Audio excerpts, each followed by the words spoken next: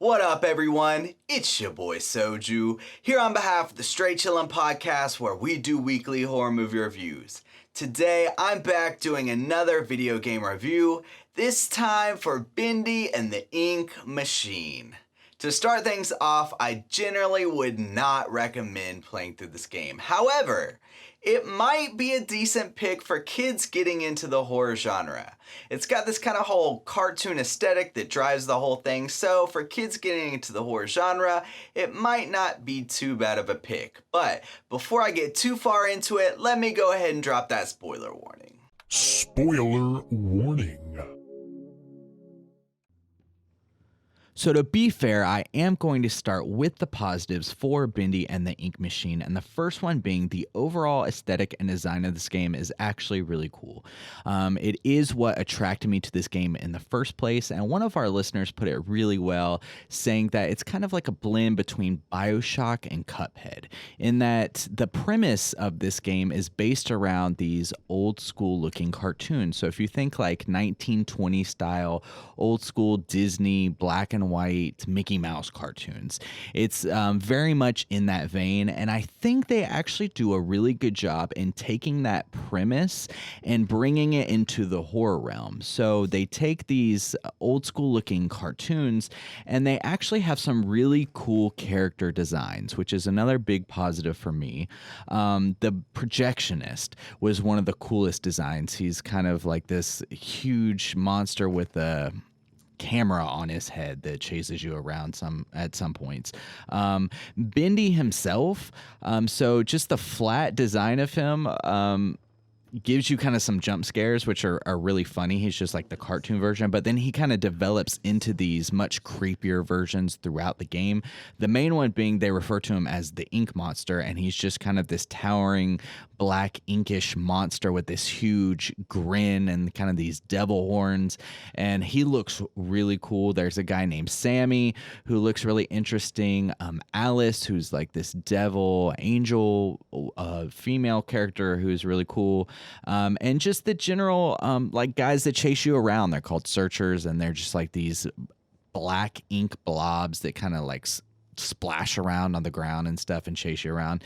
And I think all of that works really well. And the overall retro aesthetic for the game works with that cartoon vibe as well. It does seem to take a lot of inspiration from BioShock, and a lot of the positives seem to come from that. Like the music stands out to me in a similar kind of way, in that I think they made a lot of original songs for this game, but they have that really old style sound to them. And even to the point where you pick up these voice recorders that look almost exactly like the ones you pick up in BioShock to kind of get more of the background story and stuff. It's people talking onto them. And so a lot of the positives do seem to be inspired from that kind of retro BioShock kind of vibe. One more positive, this game does have some genuine scares that are fun. A lot of them at first are kind of these jump scares where the flat little bendy standouts will like jump behind a corner or whatever. It's never really explained why they do that, because they're just these cutouts.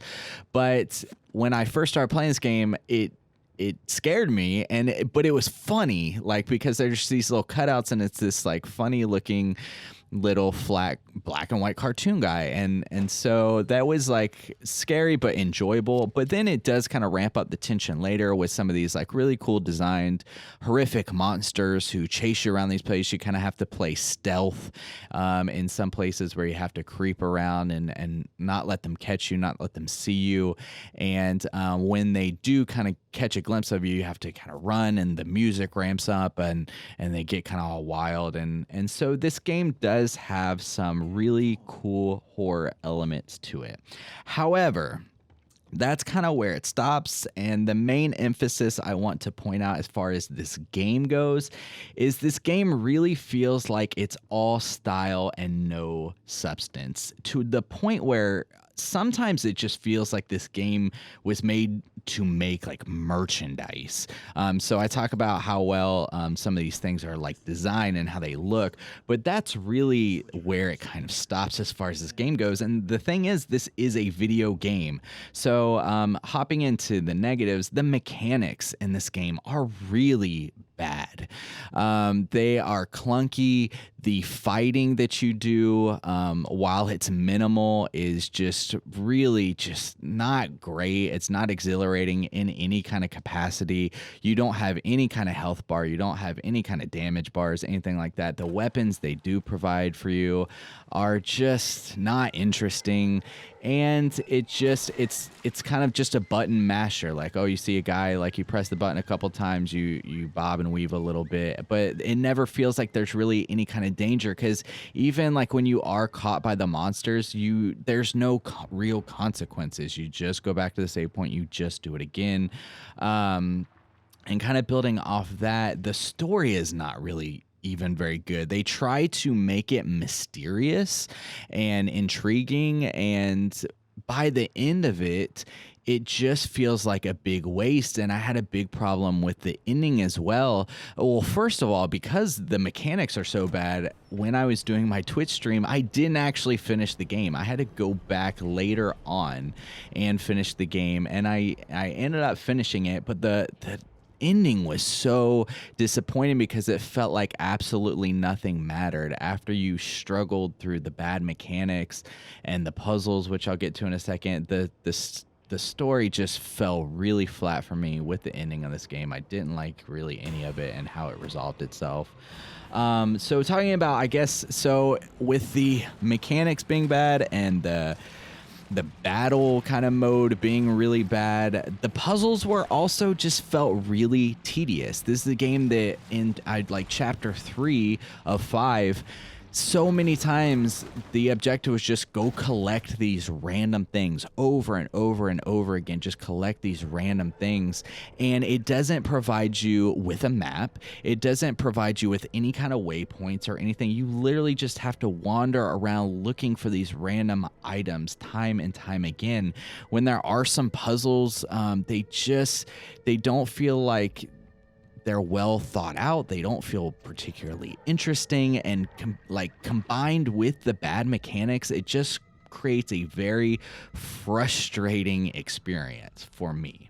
One of the negatives I will knock on the aesthetic is everything starts to look the same. This has 5 chapters, and they each take about 30 to 40 minutes to finish, and everything's like brown, so they don't really deviate much. Everything's brown, and then all the bad guys are just like black ink essentially, and they never deviate from that. So while it starts off being like really cool and they do have some unique characters, once you've played through this for like 4 or 5 hours and everything looks the same, it just kind of is not that interesting anymore.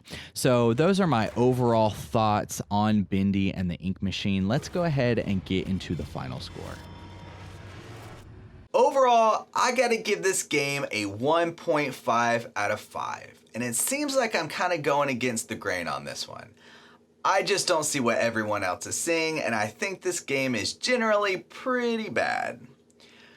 If you're interested, I have some Bendy and the Ink Machine gameplay here on our YouTube page, and if you're interested in more horror gameplay, check us out on Twitch at twitch.tv/straightchillingpodcast. If you've played through this game, let me know what you think in the comments below. And as always, until next time, everyone, please don't forget to keep chillin'.